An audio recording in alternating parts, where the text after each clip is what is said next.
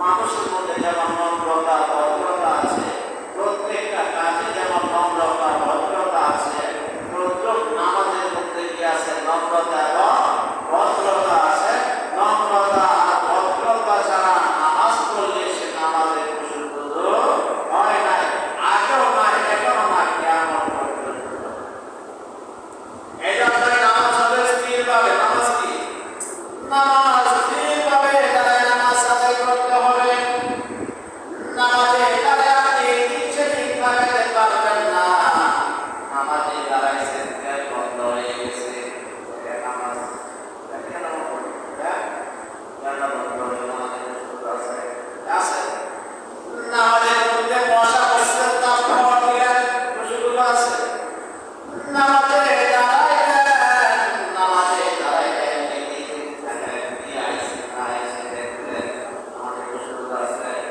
নামাজের মধ্যে জামা কাপড়ের নামাজের সুযোগ আছে। রাসূল সাল্লাল্লাহু আলাইহি সাল্লামের সময় মসজিদে নববীতে একজন সাহাবী নামাজ আদায় করতেছেন। আমরা শুনতেন নামাজের মধ্যে জামা ঠিক করে, নামাজের ভিতরে নামাজের মধ্যে অনেক মানুষ আছে, নামাজের মধ্যে জামা ঠিক করে থাকবে। আল্লাহ রাসূল বললেন, সাহাবী ওই পাঁচটা নামাজ পড়ে কিন্তু নামাজের সুযোগ নাই। অবস্থা আমাদের হয়, আমরা নামাজ যতই পড়ি পবিত্র হওয়া যাবে না। এই জন্যই নামাজের সুযোগ দরকার আছে।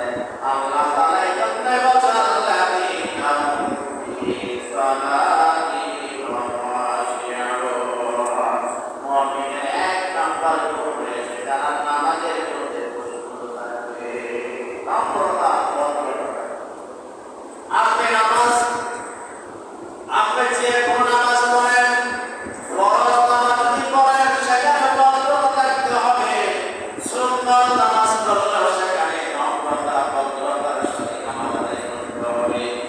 আপনি যখন মসজিদে নামাজ পড়েন সেখানে ভদ্রতা থাকতে হবে।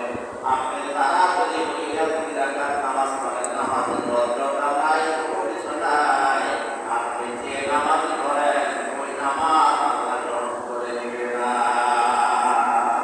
এই জন্য ভাই আল্লাহ তাআলা বলেছেন, আল্লাযীনা ফি সালাতিহিম খাশিউন। মুমিনের নামাজ আদায় করা, নামাজের মধ্যে খুশু থাকতে হবে। বলেন সুবহানাল্লাহ। আমরা খুশুর সাথে নামাজ পড়তে রাজি আছি ইনশাআল্লাহ। আল্লাহ তাআলা বলেন, আল্লাহু আকবার, রাদিয়াল্লাহু তাআলা যিনি সর্বপ্রথম জান্নাতের সার্টিফিকেট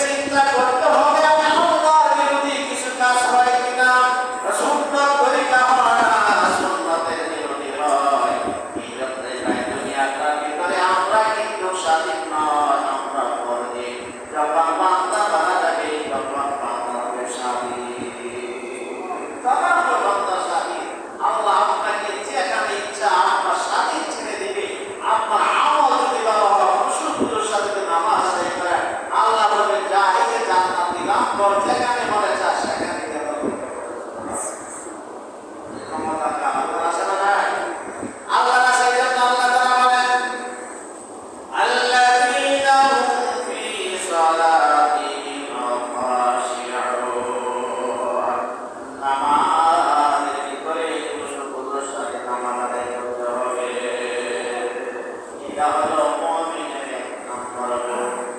মুমিনের কয় নম্বর গুণ? মনে করে রাখবেন, কাজে লাগবে।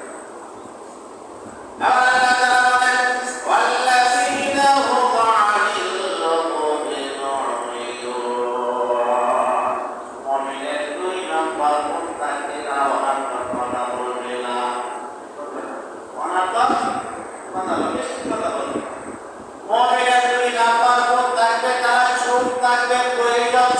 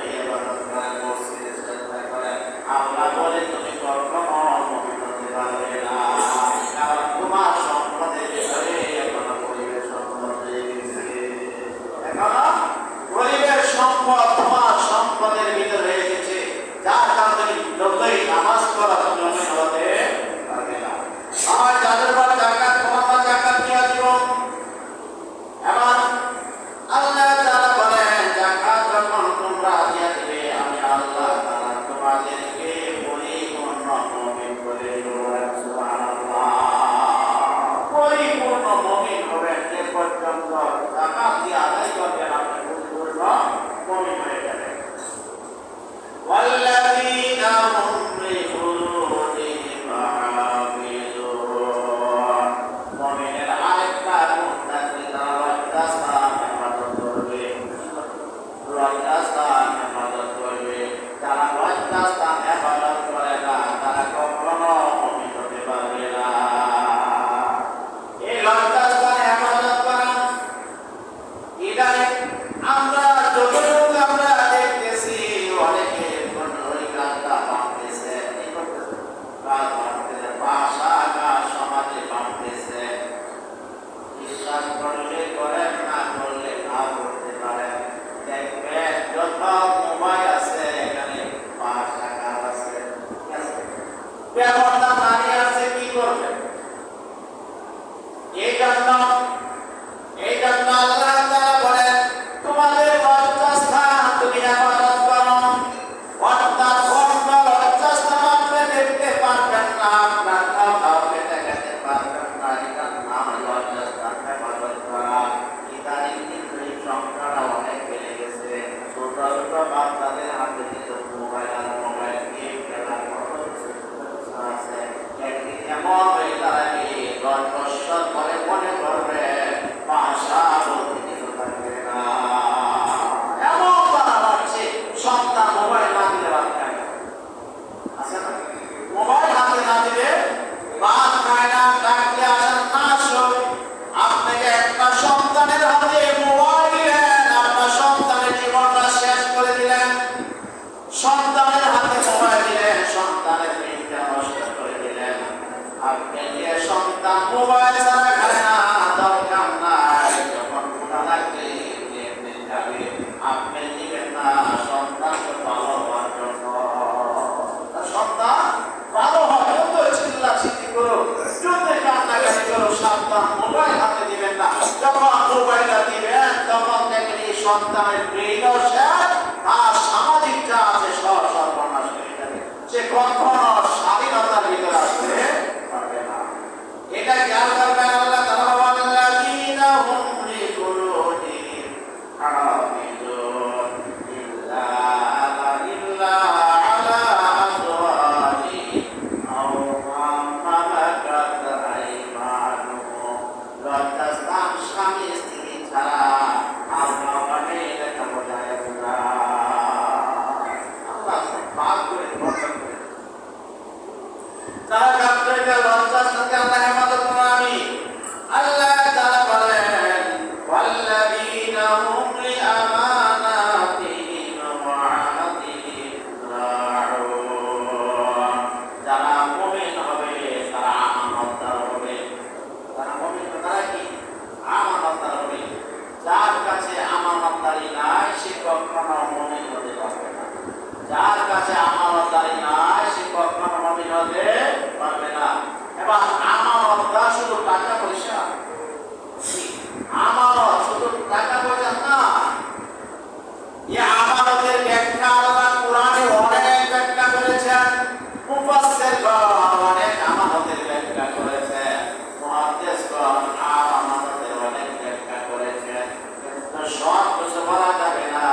আপনার কোন কথা বলে যার যেখানে দায়িত্ব আছে দায়িত্বটা আপনার কাছে আমানত। দায়িত্বটা কি আমার কাছে? আমানত আপনার কাছে আমানত। যার যে টাকা পয়সা আছে এটা আমানত, যার যে দায়িত্ব আছে এটা আমানত। আপনার দায়িত্ব সঠিকভাবে পালন করা হবে তখন আমানত ঠিক আছে। আর যদি সঠিকভাবে দায়িত্ব পালন না করতে আপনার আমানত ঠিক নাই, আপনি যা কিছু করেন আপনি কখনো মুমিন হতে পারবেন না। কখনো মুমিন হতে পারবেন না। আল্লাহ তাআলা এই জন্য বলেন আল্লাযীনা হুম লিআমানাতিহিম ওয়া আহদিহিম রাউন। যারা মুমিন হবে তারা কখনো আমানতের মান খিয়ানত করবে না। কখনো আমানতের মান খিয়ানত করবে না।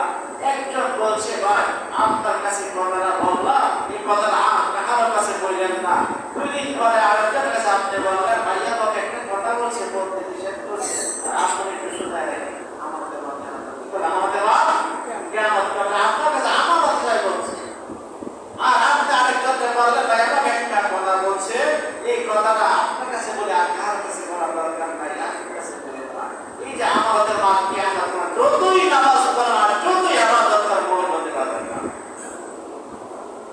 আপনার ব্যবসা একজন আমানত দিয়ে রাখছে, একজন কর্মচারী আমানত দিয়ে রাখছে, তার আমানত সঠিকভাবে পালন করতে হবে।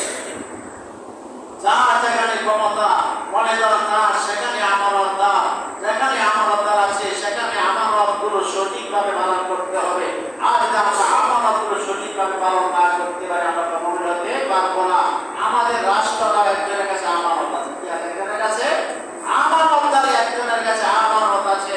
আমাদের এই বাংলাদেশটা একজনের কাছে আমানত আছে। আমাদের এই দানাটা একজনের কাছে আমানত আছে। আমাদের ইউনিয়নটা একজনের কাছে আমানত আছে। আমাদের ওয়ার্ডগুলো একজনের কাছে আমানত আছে। আমাদের মহল্লাটা একজনের কাছে আমানত আছে। আপনার বাড়িটা একজনের কাছে আমানত আছে। আপনার ঘরটা একজনের কাছে আমানত আছে। আপনার প্রত্যেকটা মানুষ আমানতদারি হিসাবে পালন করতে হবে। এখানে যারা আছি কোনো না কোন দিক দিয়ে আমরা আমানতদারিদের আছি। আমরা এখানে যারা আছি একজন আমানতের বাহিরে না। যে কোনো দায়িত্ব আপনার আমাদের কাছে আছে, যদি আমরা এখানে পালন না করতে পারি, যতই ইবাদত করি আর যতই রোজা রাখি, যতই হজ করি না কেন, কখনো মুমিন হওয়া যাবে না। এখানে আমরা যারা আছি যে কোনো বিষয়ে আপনার কাছে আমানত আছে, কি আছে? আমানত অবশ্যই অবশ্যই আমানত আছে। এই জন্য আমানতদার যারা কিয়ামত করবে তারা জাহান্নামে যাবে। এই জন্য অধিকাংশ মানুষ যারা আমানতের কিয়ামত করে, যারা অধিকাংশ মানুষ আমানতের মাল কিয়ামত করে, আমানতকে কিয়ামত করে, তাদের ইবাদত আল্লাহর দরবারে গ্রহণযোগ্য হয় না, আগে হয় না, এখনো হবে না। এই জন্য যার যেখানে দায়িত্ব আছে আমরা ইনশাআল্লাহ আমানত হিসাবে পালন করব। আমানত দায়িত্ব হিসাবে আমরা পালন করব। আল্লাহ তাআলা আমানতদার হিসাবে কবুল করুন, আমিন। এবার আল্লাহ তাআলা বলেন 6 নাম্বার যেটা বলেছেন, এটা হচ্ছে মানুষের ওয়াদা পূর্ণ করা। আপনি যে শরীয়ত মত যেগুলো ওয়াদা করেছেন ওয়াদাগুলো পূরণ করা। যদি আপনি ওয়াদাগুলো পূরণ না করতে পারেন, আপনি মুমিন হতে পারবেন না, কখনো মুমিন হতে পারবেন না। এবার 7 নম্বর, ওয়াল্লাযীনা হুম আলা সালাওয়াতিহিম ইউহাফিজুন। কথাটা ভালো করে বলেন। 1 নম্বর আল্লাহ বলেছেন মুমিন তারা হবে যারা নামাজের মধ্যে খুশুদ আছে, নামাজে খুশুদ আছে। আবার 7 নম্বরে বললেন ওয়াল্লাযীনা হুম আলা সালাতিহিম ইউহাফিজুন। যারা নামাজ হেফাজত করবে তারা মুমিন হবে, বলেন সুবহানাল্লাহ। তাই 1 নম্বর নামাজ, 6-7 নম্বরে কি নামাজ। তাই একটা বিষয়ের ভিতরে আল্লাহ নামাজ কেন 2 বার দিল? একবার করলেই তো আল্লাহ পারতেন, একবার করলেই তো আল্লাহ পারতেন। আল্লাহ বললেন এই জন্যই দিয়েছি কারণ ওয়াল্লাযীনা হুম আলা সালাওয়াতিহিম ইউহাফিজুন। আগে শুধু নামাজের কথা বলছি, আর এখানে সালাওয়াত নামাজের বহু বচন, নামাজের বহু বচন। এখানে যত নামাজ আছে, ফরজ নামাজ আছে, ওয়াজিব নামাজ আছে, সুন্নাত নামাজ আছে, মুস্তাহাব নামাজ আছে, যত নামাজ আছে যারা নামাজ আদায় করবে প্রত্যেকেই নামাজের দিকে খেয়াল রাখতে, বলেন সুবহানাল্লাহ। যত নামাজ আছে সব নামাজের দিকে খেয়াল রাখবে। আপনি 2 রাকাত তাহিয়াতুল মসজিদে নামাজ পড়তে সময় নাই, 1 মিনিট আছে তাড়াহুড়া করে পড়লেন, আপনি নামাজে খেয়াল রাখবেন, নামাজে খেয়াল নাই। আপনার দেখতে হবে নামাজটা আমার খুশুদের সাথে পড়তে হবে। হোক না 2 রাকাত নামাজ, হোক না 4 রাকাত নামাজ, হোক না দুহুরুল মসজিদ, হোক তাহিয়াতুল ওযু, হোক না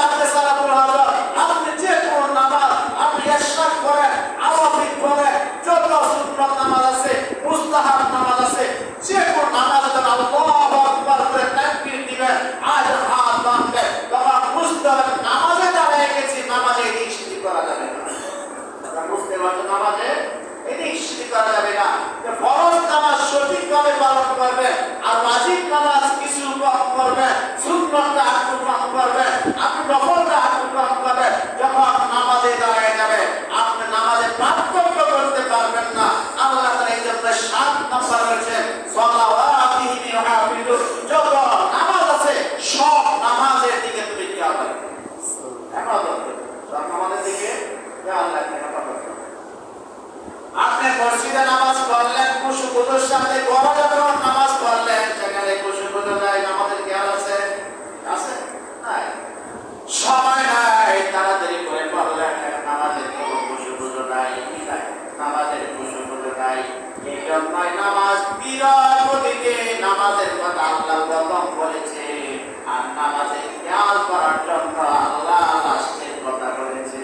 অর্থাৎ বান্দা যত ইবাদত করবে তার ভিতরে নামাজের মধ্যে থাকতে হবে। সুবহানাল্লাহ। আপনি নামাজ ছাড়া মনে করা যাবে না, আগেও নামাজ পরেও নামাজ। আপনি জাকাত দেন, নামাজ পড়তে হবে। আপনি যদি কম কথা বলেন, নামাজ পড়তে হবে। আপনি লজ্জাস্থান হেফাজত করেন বা না করেন, নামাজ পড়তে হবে। আপনি আমানতদারি করলে নামাজ পড়তে হবে। নামাজ ছাড়া যত ইবাদত করবেন, নামাজ ছাড়া যত ইবাদত করবেন, একটা ইবাদত আল্লাহর কাছে গ্রহণযোগ্য হবে কিনা সন্দেহ আছে। কি আছে? সন্দেহ আছে। এটা আল্লাহ তাআলা বলেন, তারা এই কাজগুলো করবে তাদের জন্য আমি আল্লাহ প্রতিদান দিব। কি দিব? আমি আল্লাহ তাআলা প্রতিদান দিব। প্রতিদানটা হয়েছে উলাইকা হুমুল ওয়ারিসুন, যারা 7টা মুমিনের 7টা সিফত যার ভিতরে পাওয়া যাবে তারা হয়েছে উলাইকা হুমুল ওয়ারিসুন, তারা হয়েছে আমি আল্লাহর উত্তরসূরি। বলেন সুবহানাল্লাহ। কার উত্তরসূরি আমরা? আল্লাহর উত্তরসূরি। আল্লাহর উত্তরসূরি হলে কি পাবেন? আল্লাযীনা ইয়ারিদুনাল ফিরদাউসা ফিহা খালিদুন। আল্লাহ বলেন আমার উত্তরসূরি যারা হবে আমি আল্লাহ তাআলা জান্নাতের ফিরদাউসের ভিতরে আমি আল্লাহ প্রবেশ করাই দেব। বলেন সুবহানাল্লাহ। এই 7টা সিফত যেটা আপনি আমরা উপার্জন করতে আল্লাহ কি দিবে আমাদেরকে? বলে যেটা কি দিবে আল্লাহ? জান্নাতুল ফিরদাউস। কি দিবে? জান্নাতুল ফিরদাউস দিবে। আর এই 7টা সিফত যদি আমরা উপার্জন করতে না পারি জান্নাতুল ফিরদাউস আশা করা যাবে? আল্লাহ কি বলছে? আশা করা যাবে না। তাহলে আমাদেরকে সবসময় কি করতে হবে? জান্নাতুল ফিরদাউসের আশা করতে গেলে ওয়াল্লাযীনা হুম, যারা মুমিন, আপনার পরিপূর্ণ মুমিন হতে হবে। পরিপূর্ণ মুমিনের কাজগুলো আপনি করবেন, আর জান্নাতুল ফিরদাউসের মালিক আল্লাহ আমাদেরকে বানাবেন। আমরা মুমিন হব, আল্লাহ কি করবেন? জান্নাতের ফিরদাউস আমাদেরকে আল্লাহ তাআলা দান করবেন। এই জন্য আল্লাহ রাসূল সাল্লাল্লাহু আলাইহি ওয়াসাল্লাম একজন সাহাবী বললেন, আমরা